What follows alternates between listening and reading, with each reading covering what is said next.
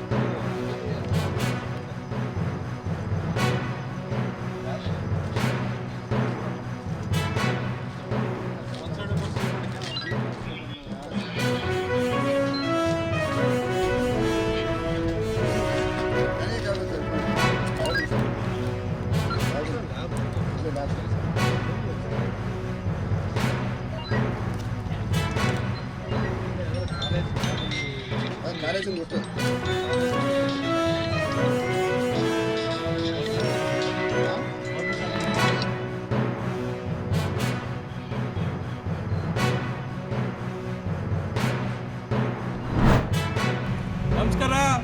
ಚಿತ್ರದುರ್ಗ ಜಿಲ್ಲಾಧಿಕಾರಿಗಳೇ, ತಾವು ಏನು ಮಾಡ್ತಾ ಇದ್ದೀರಾ? ವಾಣಿ ವಿಲಾಸ ಸಾಗರ ಜಲಾಶಯ ಪ್ರತಿ ವರ್ಷದಂತೆ ಈ ವರ್ಷ ಸಹ ತುಂಬಿ ಹರಿತಾ ಇದೆ. ಆದರೆ ಅಚ್ಚುಕಟ್ಟು ಪ್ರದೇಶಕ್ಕೆ ನೀರು ಹರಿಸದೆ ಯಾಕೆ ಮೀನಾಮೇಷ ಎಣಿಸ್ತಾ ಇದ್ದೀರಾ? ನಿಮಗೂ ಕೇಳಿದರೆ ಇಂಜಿನಿಯರ್ಗಳ ಮೇಲೆ ಹೇಳ್ತಾರೆ, ಇಂಜಿನಿಯರ್ ಕೇಳಿದರೆ ನಿಮ್ಮ ಮೇಲೆ ಹೇಳ್ತಾರೆ, ಮಿನಿಸ್ಟ್ರಿ ಕೇಳಿದರೆ DC ಗಳ ಮೇಲೆ ಹೇಳ್ತಾರೆ. ಆದರೆ ವಾಸ್ತವವಾಗಿ ಇದು ಫೆಬ್ರವರಿ ಮೊದಲೇ ವಾರ ಬಂತು. ಇಷ್ಟೊತ್ತಿಗೆ ಅರ್ಧ ನೀರು ಆಲ್ರೆಡಿ ಅಚ್ಚುಕಟ್ಟು ಪ್ರದೇಶಕ್ಕೆ ಹರಿಬೇಕಾಗಿತ್ತು. ಕುಡಿಯೋದಕ್ಕೆ ನೀರು, ಅಂತರ್ಜಲ ಮರುಪೂರ್ಣ ಮತ್ತು ಅಚ್ಚುಕಟ್ಟು ಪ್ರದೇಶದಲ್ಲಿ ಬೆಳೆದು ನಿಂತಿರುವಂಥ ಫಸಲುಗಳು ಏನು ತೆಂಗು, ಅಡಿಕೆ, ಬಾಳೆ ಇತ್ಯಾದಿಗಳು ನೀರು ಇಲ್ಲದಲ್ಲೇ ಒಣಗ್ತಾ ಇದ್ದಾವೆ.